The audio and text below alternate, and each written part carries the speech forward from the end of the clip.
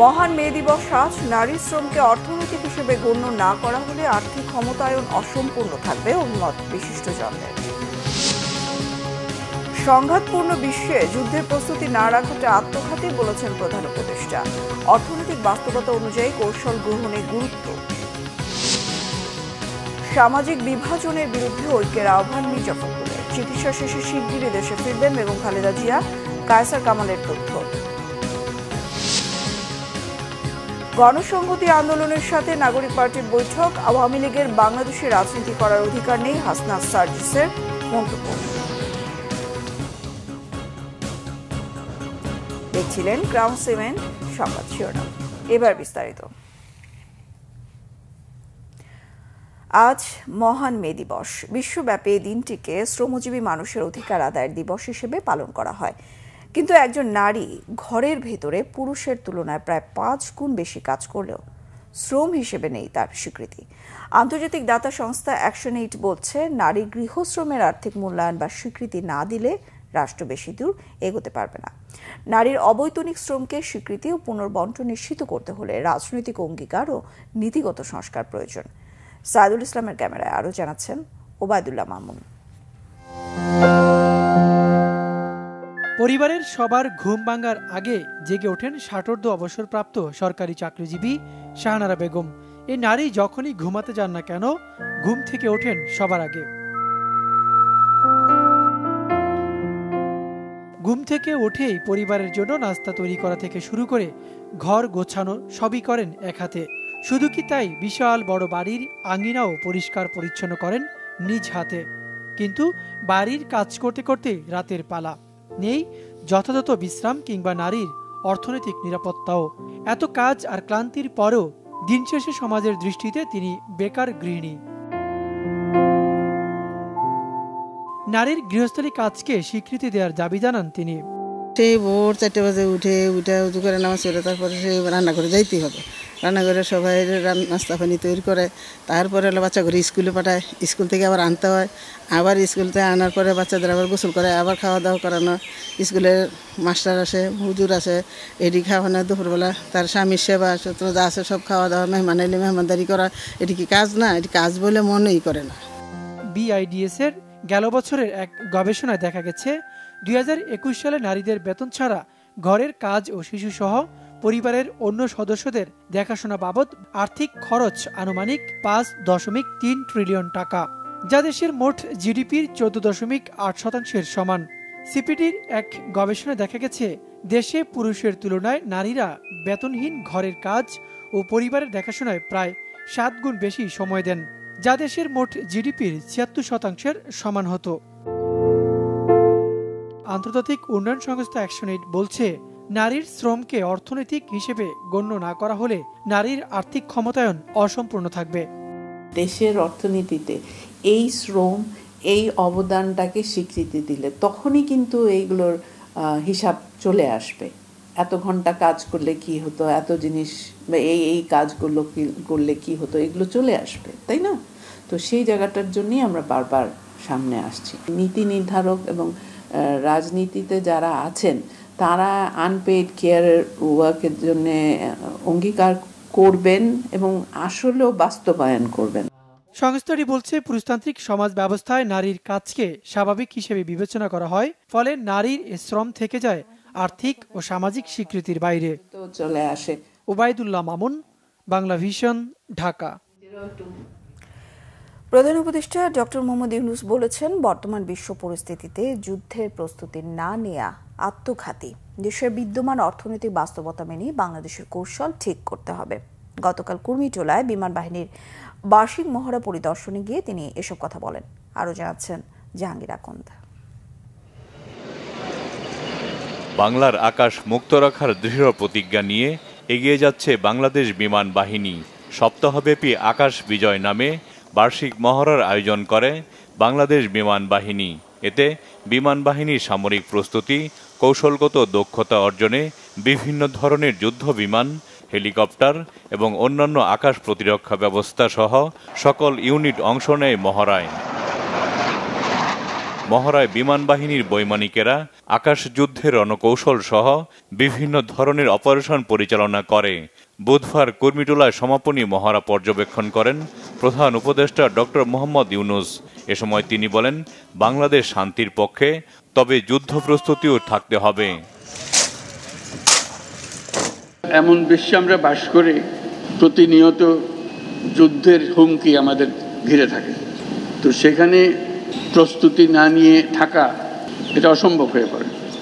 এখন আমরা যখন কথা বলছি তখন আমাদেরই কাছে ভারত পাকিস্তান যুদ্ধ হই হই অবস্থার মধ্যে রয়ে গেছে। এরকম পরিস্থিতিতে আমরা বাস করি। তো কাজেই এই পরিস্থিতির মধ্যে প্রস্তুতি না নেওয়াটা আত্মঘাতী। দেশের অর্থনৈতিক সক্ষমতা বিবেচনা করে কৌশল নির্ধারণ করতে হবে বলেও মন্তব্য করেন তিনি। আমাদের অর্থনীতি এমন দুর্বল অবস্থায় আছি, এমনিতেই বাংলাদেশ মজবুত অর্থনীতি হয়ে গড়ে উঠতে পারেনি। তার মধ্যে বিগত সরকারের যথেচ্ছাচারের কারণে যা ছিল তাও লুটপাট হয়ে গেছে। এই পরিস্থিতিতে আমাদের সামগ্রিক স্ট্র্যাটেজি ঠিক করতে হবে। শান্তির দিকে আমাদের হাত বাড়িয়ে রাখতে হবে সবসময়, কিন্তু প্রস্তুতিতেও থাকতে হবে। বাংলাদেশ বিমান বাহিনীকে আরও আধুনিক ও দক্ষ হিসেবে গড়ে তোলার কথা জানান ডক্টর মোহাম্মদ ইউনূস। বিমান বাহিনীতে ভবিষ্যতে অত্যাধুনিক যুদ্ধ বিমান, হেলিকপ্টার, পরিবহন বিমান, radar, surface to air missile, UAV সংযোজনের জন্য সরকার বিমান বাহিনীকে সর্বোত্তম সহযোগিতা প্রদান করবে। মহড়ায় অংশগ্রহণকারীদের প্রশংসা করে প্রধান উপদেষ্টা বলেন, দেশপ্রেম ও পেশাদারিত্ব ধরে রাখলেই নিরাপদ ও সমৃদ্ধ দেশ গড়া সম্ভব। জাহাঙ্গীর আকন্দ, বাংলা ভিশন, ঢাকা। বিএনপি মহাসচিব মির্জা ফখরুল ইসলাম আলমগীর বলেছেন, বিভেদের রাজনীতি দেশের ঐতিহ্য নষ্ট করেছে, অথচ এদেশে হিন্দু মুসলমানদের মধ্যে এক সময় গভীর বন্ধন ছিল। বুধবার সকালে ঠাকুরগাঁও পৌরসভার ৬ নম্বর ওয়ার্ডে অবস্থিত কালীবাড়ি মন্দির চত্বরে অনুষ্ঠান শেষে এসব কথা বলেন তিনি। মির্জা ফখরুল বলেন, রাজনৈতিক কারণে একসময় তাকে মন্দির বা সনাতন ধর্মের অনুষ্ঠানে যাওয়া থেকে বিরত থাকতে হয়েছে, যা তার কাছে খুবই দুঃখজনক ছিল। সামাজিক বিভাজনের বিরুদ্ধে ঐক্যের আহ্বান জানিয়ে বিএনপি মহাসচিব বলেন, কে হিন্দু কে মুসলমান এসব ভুলে নতুন ধারার বাংলাদেশ গড়তে হলে সবাইকে এক হতে হবে। রাজনীতি বা ধর্ম কোনোটি মানুষের মূল পরিচয় নয়। কবিগুরু প্রসঙ্গে মির্জা ফখরুল বলেন, রবীন্দ্রনাথকে কেবল কবি হিসেবে নয়, দার্শনিক হিসেবেও দেখেন। আমি কখনোই আপনাদেরকে আলাদা করে দেখার চেষ্টা করিনি, চিন্তা করিনি। দুর্ভাগ্যজনকভাবে আমাদের রাজনীতি আমাদেরকে আলাদা করে দেয় মাঝে মাঝে। সেই রাজনীতি আমাদেরকে পরিহার করতে হবে। আমি আজকে বেশি কথা বলবো না, আপনাদের সাথে একটা কথা বলতে চাই। আস্থা রাখবেন, হ্যাভ ফেইথ অন আস। আমরা পারিবারিকভাবে আপনাদের সঙ্গে ছিলাম, আছি, থাকবো ভবিষ্যতে। আমরা মনে করি আপনাদের বিপদ আমাদের বিপদ, আমার শান্তি আপনাদের শান্তি, আমার সুখ আপনাদের সুখ। এইটা চিন্তা ভাবনা করি আমরা। তখন বিভাজনের রাজনীতি আমরা এখানে করিনি। বিএনপি চেয়ারপারসন বেগম খালেদা জিয়ার চিকিৎসা প্রায় শেষ পর্যায়ে। শিগগিরই তিনি দেশে ফিরবেন বলে জানিয়েছেন দলটির আইন বিষয়ক সম্পাদক ব্যারিস্টার কায়সার কামাল। গতকাল হাইকোর্টে সাংবাদিকদের প্রশ্নের জবাবে তিনি এ তথ্য জানান। বলেন, করিডোর দেওয়ার আইনগত এখতিয়ার অন্তর্বর্তী সরকারের নেই। সব রাজনৈতিক দলের সাথে পরামর্শ করার আহ্বান জানান কায়সার কামাল। এর আগে মঙ্গলবার পররাষ্ট্র উপদেষ্টা তৌহিদ হোসেন জানিয়েছিলেন, বিএনপির অনুরোধে বেগম খালেদা জিয়াকে লন্ডন থেকে আনতে এয়ার অ্যাম্বুলেন্স পাঠানোর ব্যাপারে কাজ করছে সরকার। বর্তমানে যুক্তরাজ্যে বড় ছেলে তারেক রহমানের বাসায় থেকে চিকিৎসাধীন সাবেক প্রধানমন্ত্রী বেগম খালেদা জিয়ার পূর্ণাঙ্গ স্বাস্থ্য পরীক্ষা চলছে। খালেদা জিয়ার চিকিৎসা প্রায় সম্পন্ন হয়েছে এবং চিকিৎসকদের পরামর্শক্রমে সহসায় তিনি দেশে ফিরবেন ইনশাআল্লাহ। আমরা সেই প্রত্যাশাতেই আছি। প্রত্যেকটা রাজনৈতিক দলের সাথে পরামর্শক্রমে তাদের সাথে আলাপ আলোচনার ভিত্তিতে কোনো ধরনের সিদ্ধান্ত যদি নেওয়া যায়, রাজনৈতিক দলের পরামর্শের ভিত্তিতে নেওয়া যেতে পারে, বাট এককভাবে এই সরকার কোনো সিদ্ধান্ত নেওয়ার অধিকার রাখে না। বিচার কাজে বাধা ও হুমকি দেওয়ার অভিযোগে সাবেক প্রধানমন্ত্রী শেখ হাসিনার বিরুদ্ধে এবার আদালত অবমাননার অভিযোগ উঠেছে। এ বিষয়ে 15 মের মধ্যে ব্যাখ্যা দিতে শেখ হাসিনাকে নির্দেশ দেওয়া হয়েছে। বুধবার দুপুরে আন্তর্জাতিক অপরাধ ট্রাইব্যুনালে মামলার শুনানিতে অভিযোগ আদালতকে জানায় প্রসিকিউশন। জানানো হয় 226টি মামলা হয়েছে, মানে 226 জনকে হত্যার লাইসেন্স পেয়েছি। সাবেক প্রধানমন্ত্রী শেখ হাসিনার এমন অডিও রেকর্ডের ফরেনসিক প্রমাণ মিলেছে। এ সময় ট্রাইব্যুনালে বিচার কাজ বাধাগ্রস্ত করা এবং হুমকি দেওয়ার অভিযোগে শেখ হাসিনার বিরুদ্ধে ট্রাইব্যুনালে আদালত অবমাননার অভিযোগের উপর শুনানি হয়। এর আগে শেখ হাসিনার এমন অডিও রেকর্ড পাওয়ার কথা জানিয়েছিল প্রসিকিউশন টিম। পরে আদালত এই আলামত ফরেনসিক পরীক্ষার আদেশ দিয়েছিল। নারী সংস্কার কমিশনের প্রতিবেদন পূর্ব পরিকল্পিত, স্ববিরোধী, তাই এই কমিশন মানার কোনো কারণ নেই বলে মন্তব্য করেছেন জামায়াতে ইসলামের আমির ডাক্তার শফিকুর রহমান। নারী সংস্কার কমিশনের প্রস্তাবনা বাস্তবায়নের চেষ্টা করা হলে অন্তর্বর্তী সরকারকে উৎখাতের হুঁশিয়ারি দিয়েছে জাতীয় ওলামা মাশায়েখ পরিষদ। আরও জানাচ্ছেন মুবাশশির আহমেদ। সম্প্রতি অন্তর্বর্তীকালীন সরকারের কাছে নারী সংস্কার কমিশন তাদের সংস্কার প্রতিবেদন জমা দেওয়ার পর থেকেই কমিশনের বেশ কিছু প্রস্তাবনাকে ইসলাম ও সমাজ বিরোধী বলে প্রত্যাখ্যান করেছে ইসলাম মনা দলগুলো। এরই পরিপ্রেক্ষিতে বুধবার দুপুরে রাজধানীর ডিপ্লোমা ইঞ্জিনিয়ার্স অডিটোরিয়ামে এক সেমিনারের আয়োজন করে জাতীয় ওলামা মাশায়েখ আইমা পরিষদ। সেমিনারে বক্তারা দাবি করেন, নারী বিষয়ক সংস্কার কমিশন নারীর উন্নয়নে সংস্কারের জন্য যে সুপারিশগুলো তুলে ধরেছে তা দেশের বিশ্বাস, মূল্যবোধ, ঐতিহ্যের পরিপন্থী ও সরাসরি ধর্মীয় অনুভূতিতে আঘাত এনেছে। ওরা ইসলাম নিয়ে পড়াশোনা করে না, কিন্তু অন্যান্য বিকৃত ধর্মমত নিয়ে ঠিকই তারা পড়াশোনা করেছে। তারা মনে করেছে পৌত্তলিকতার যে ধর্ম আছে তার মতোই মনে হয় ইসলাম, বা বিকৃত ধর্মগুলোর মতোই ইসলাম। এই জায়গা থেকেই তারা সব ধর্ম গুলিয়ে ফেলে কোরআন সুন্নাহ বিরোধী প্রতিবেদন দাখিল করেছে। উত্তরাধিকার কিভাবে বণ্টিত হবে কোরআনে স্পষ্ট নির্দেশনা আছে, এতে হাত দেওয়ার অধিকার কারো নাই।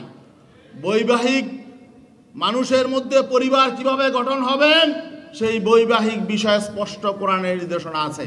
নারী সংস্কার কমিশনের প্রতিবেদন পূর্ব পরিকল্পিত ও চক্রান্তমূলক, তাই কমিশনের প্রস্তাব মেনে নেওয়ার কোনো কারণ নেই বলেও জানান শীর্ষ নেতারা।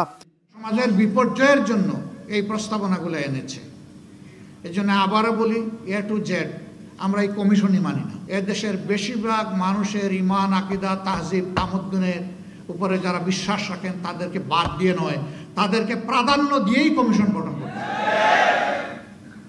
এই কমিশনের দুঃখজনকভাবে সেই রকম একজন ঘাপটি মেরে থাকা ইসলামের শত্রুরাই দেশকে অস্থিতিশীল করার চেষ্টা করছে বলে অভিযোগ তোলেন আলেম ওলামায়েরা। নারী সংস্কার কমিশনের প্রস্তাবনা বাস্তবায়নে ন্যূনতম চেষ্টা করা হলে অন্তর্বর্তীকালীন সরকারকে উৎখাত করতেও পিছপা হবে না বলেও হুঁশিয়ারি দেওয়া হয়।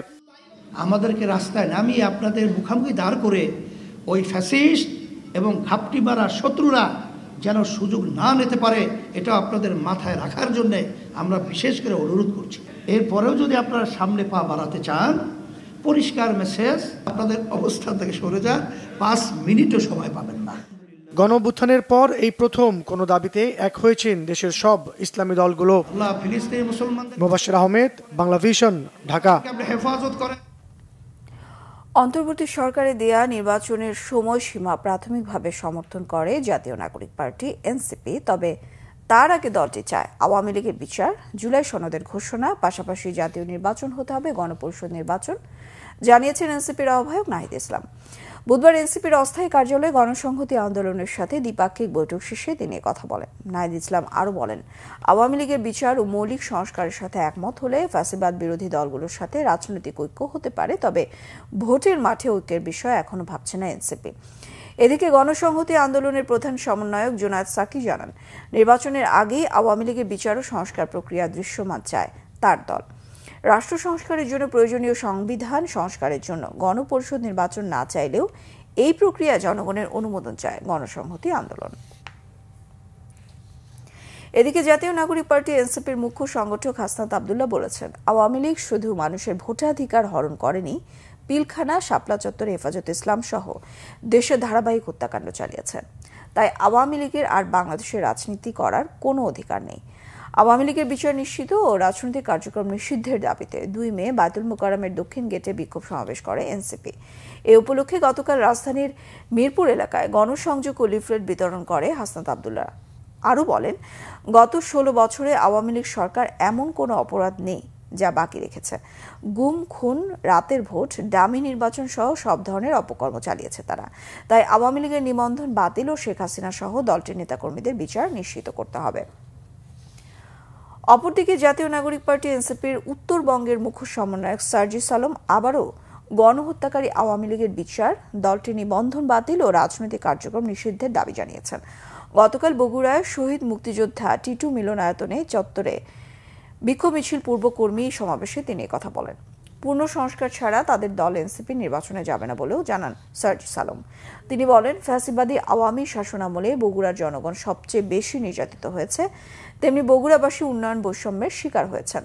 এই বঞ্চনার প্রতিকারে জাতীয় নাগরিক পার্টি বগুড়ায় বিশ্ববিদ্যালয় মানের মেডিকেল হাসপাতাল প্রতিষ্ঠা সহ একটি আন্তর্জাতিক মানের বিশ্ববিদ্যালয়, বিমানবন্দর চালু, ক্রিকেট স্টেডিয়ামে আন্তর্জাতিক টুর্নামেন্ট অনুষ্ঠানে দাবি জানান। সমাবেশ শেষে একটি বিক্ষোভ মিছিল শহরের বিভিন্ন সড়ক ঘুরে সাতমাথায় মুক্তমঞ্চে গিয়ে শেষ হয়। বিশ্ববাজারে তৈরি পোশাকের প্রতিযোগিতা প্রযুক্তি নির্ভর হলেও সেই তুলনায় পিছিয়ে বাংলাদেশ। চীন, ভিয়েতনাম ও তুরস্কের মতো দেশ প্রিমিয়াম বাজার দখলে নিলেও এখনো কম দামের বেসিক পণ্যের রপ্তানির উপর নির্ভরশীল দেশের পোশাক খাত। প্রযুক্তিগত দুর্বলতা ও অবকাঠামো সমস্যায় কাঙ্ক্ষিত পর্যায়ে উন্নীত হয়নি এই শিল্পের রপ্তানি। আরও জানাচ্ছেন জিয়াউল হক সবুজ। যান্ত্রিক ছন্দে ছুটছে মেশিন, নিখুঁত গতিতে তৈরি হচ্ছে বিশ্বমানের পোশাক। প্রযুক্তির সঙ্গে তাল মিলিয়ে নিখুঁত হাতেই গড়ে উঠছে দামি ব্র্যান্ডের গল্প। দেশে গড়ে ওঠা 250টি গ্রিন ফ্যাক্টরি সহ হাতে গোনা কয়েকটি পোশাক কারখানা বদলে গেছে প্রযুক্তির ছোঁয়ায়। এসব কারখানায় দক্ষতা আর নতুনত্বের মিশেলে তৈরি হচ্ছে বৈচিত্র্যময় পোশাক। হচ্ছে যে অ্যাঞ্জেল বার্ডের আমাদের স্পেশাল একটা প্রোডাক্ট আমাদের এখান থেকে ডেভেলপ হয়েছে ফার্স্ট অর্ডার। তো এটার হচ্ছে যে এই ডিভাইসটা আলাদা একটা মানে ফাংশনটা হচ্ছে এখানে একটা ডিভাইস আছে। আমরা প্রথম যখন করছি তখন ছিল ব্যাটারি সিস্টেম, এখন মোবাইলের কেবলই অ্যাড করছে। এটা হচ্ছে শীতের দিনে আপনি গায়ে দিলে মানে আপনার ব্যাক সাইডটা গরম রাখবে, সবসময় গরম রাখবে। এটা হচ্ছে এই স্টাইলের স্পেশালিটি। বিশ্ববাজারে রপ্তানিতে দ্বিতীয় অবস্থানে থাকলেও চীন ও ভিয়েতনামের তুলনায় এখনও অনেকটাই পিছিয়ে বাংলাদেশ। উচ্চ মূল্যের পোশাক রপ্তানিতে বিশ্ববাজারে অংশীদারিত্বে আটকে আছে 15%-এর মধ্যে। পোশাকের ইউনিট প্রতি গড় দামের প্রতিযোগিতাতেও পিছিয়ে বাংলাদেশ। কারণ হচ্ছে এটার জন্য যে ইনফ্রাস্ট্রাকচার দরকার, যে ধরনের টেকনোলজি দরকার, এটা আমাদের দেশে গড়ে ওঠেনি। আপনি যদি একটা স্যুট ফ্যাক্টরি করতে চান, আপনাকে এখানে অনেক হেভি ইনভেস্টমেন্টের প্রয়োজন হবে, টেকনোলজির প্রয়োজন হবে, স্কিল অপারেটর এবং স্কিল ম্যানেজমেন্টের প্রয়োজন হবে। এটার আমাদের স্বল্পতা আছে। এখন আমরা 100 বিলিয়নের একটা দেশ হতে চাই, এক্সপোর্টিং কান্ট্রি হতে চাই। ওই জায়গাতে আমরা যদি যেতে চাই তাহলে RMG industry alone can not do it. এখানে the partnership of government is very crucial. Partnership of the investor, bank should be there. Premium ক্যাটাগরির বড় বাজার ধরতে বৈচিত্র্যময় পণ্য তৈরির দিকে নজর দেওয়ার এখনই উপযুক্ত সময় মনে করেন উদ্যোক্তারা। যে হেভি জ্যাকেট, প্যাডেড জ্যাকেট, যেগুলোর এফওবি $20 থেকে শুরু করে $50 পর্যন্ত হয়, এই প্রোডাক্টগুলি আমাদের দেশে গড়ে ওঠে নাই, অথচ ফ্যাক্টরির সংখ্যা 3 থেকে 3,500। সো এই একটা বিশাল শূন্যতা আমাদের এখানে আছে। আমরা খুব আশাবাদী চাইনিজ বিজনেস আমার কাছে আসলে আমি অনেক কিছু করতে পারবো, কিন্তু একই সাথে আমাদের হতাশার কথাও আছে। কারণ হচ্ছে যে আমাদের এই ধরনের বিজনেস নেওয়ার মতো আমার ইনফ্রাস্ট্রাকচার নাই, ফ্যাসিলিটিস নাই। বৈশ্বিক বাজারে নিজেদের অবস্থান শক্তিশালী করতে নতুন প্রযুক্তিতে বিনিয়োগ ও দক্ষতা বাড়ানোর তাগিদ বিশেষজ্ঞদের। জিয়াউল হক সবুজ, বাংলা ভিশন, ঢাকা। বিএনপির প্রতি অকৃত্রিম ভালোবাসা, শ্রদ্ধা আর বিশ্বাস থেকে দল ক্ষমতায় না আসা পর্যন্ত ভাত না খাওয়ার প্রতিজ্ঞা করেছিলেন ঝিনাইদহের কাঠি মিস্ত্রি নিজামুদ্দিন। 11 বছর ধরে নিজের ভেতর লালন করে যাচ্ছিলেন এ পণ। এতে তিনি অসুস্থ হয়ে পড়েন। বিষয়টি বিএনপির ভারপ্রাপ্ত চেয়ারম্যান তারেক রহমানের নজরে এলে তার জন্য ব্যবস্থা করেন উন্নত চিকিৎসার। ফরিদপুর থেকে হারুন আনসারী পাঠানো তথ্য ছবিতে ডেস্ক রিপোর্ট। বিএনপির প্রতিষ্ঠাতা শহীদ রাষ্ট্রপতি জিয়াউর রহমানের শাহাদাত বার্ষিকী উপলক্ষে 2014 সালে ঝিনাইদহে মহেশপুরের বাঁশবাড়িয়ায় আয়োজন করা হয় দোয়া মাহফিলের। কিন্তু তৎকালীন ক্ষমতাসীন আওয়ামী লীগের দলীয় গুন্ডারা হামলা করে নষ্ট করে দেয় দুস্থদের জন্য তৈরি করা খাবার। এ ঘটনায় চরম কষ্ট পান নিজামুদ্দিন। পণ করেন দল ক্ষমতায় না আসা পর্যন্ত খাবেন না ভাত। এরপর 11 বছর ধরে রুটি বিস্কুট খেয়ে চলছে তার জীবন। এক পর্যায়ে অসুস্থ হলে তাকে ভর্তি করা হয় ফরিদপুর মেডিকেলে। আওয়ামী লীগের লোকজন এসে আমাদের যে মৃত্যুদিবসের যে অনুষ্ঠানটা করতেছিলাম, মানে খেসড়ি জানতেছিলাম, এখন লাথি মেরে ফেলে দেওয়ার পরে আমার বললাম যে আমি আর এই ভাগ খাবো না, আমার দল যতদিন ক্ষমতা না আসে, তারেক রহমান বাড়ি আসবে, আমার দল ক্ষমতায় আসবে, আমি তারেক রহমান বাড়ি যাব, আর আমার দলে বসবে যে আমি ভাগ খাবো কিনা। স্থানীয় আওয়ামী লীগের কিছু লোকজন এবং প্রশাসন সবাই আর কি খিচুড়ি এবং ভাতগুলো নষ্ট করার কারণেই আমার বাবা বৈঠক থেকে ভাত খাওয়া বন্ধ করছে। 11 বছর আমি তাকে 3টা করে রুটি বানাইয়ে তাকে আমি খাওয়াই, সে যদি খাতি নাও চায় তো আমি জোর করেই খাওয়াই।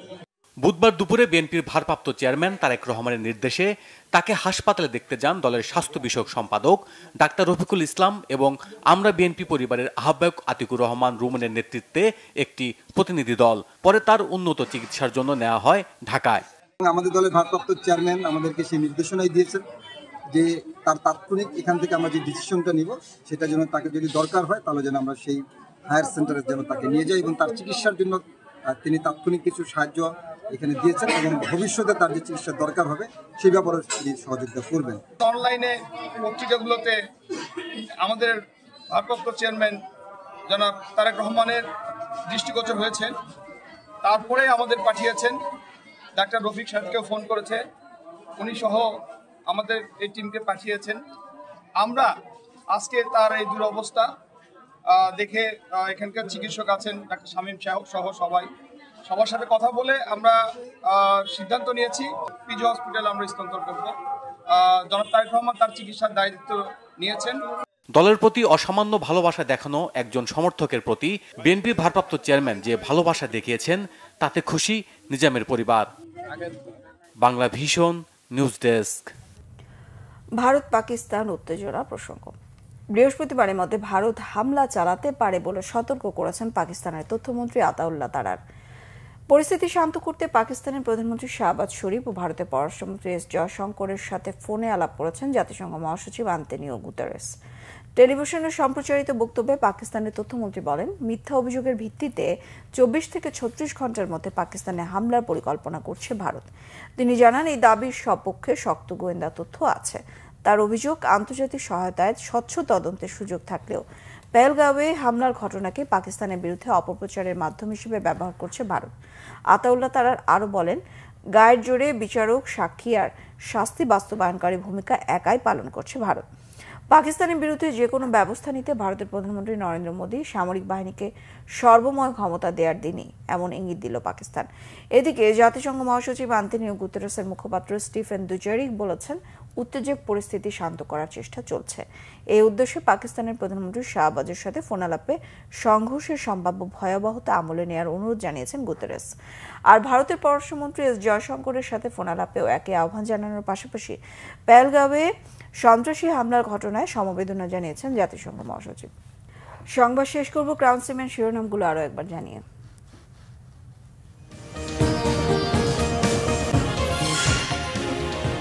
মহান মে দিবস আজ। নারী শ্রমকে অর্থনৈতিক হিসেবে গণ্য না করা হলে আর্থিক ক্ষমতায়ন অসম্পূর্ণ থাকবে, অভিমত বিশিষ্টজনদের। সংঘাতপূর্ণ বিশ্বে যুদ্ধের প্রস্তুতি না রাখাটা আত্মঘাতী বলেছেন প্রধান উপদেষ্টা। অর্থনৈতিক বাস্তবতা অনুযায়ী কৌশল গ্রহণে গুরুত্ব। সামাজিক বিভাজনের বিরুদ্ধে ঐক্যের আহ্বান মির্জা ফখরুলের। চিকিৎসা শেষে শিগগিরই দেশে ফিরবেন বেগম খালেদা জিয়া। কায়সার কামালের তথ্য। গণসংহতি আন্দোলনের সাথে নাগরিক পার্টির বৈঠক। আওয়ামী লীগের বাংলাদেশে রাজনীতি করার অধিকার নেই, হাসনাত সার্জিসের মন্তব্য।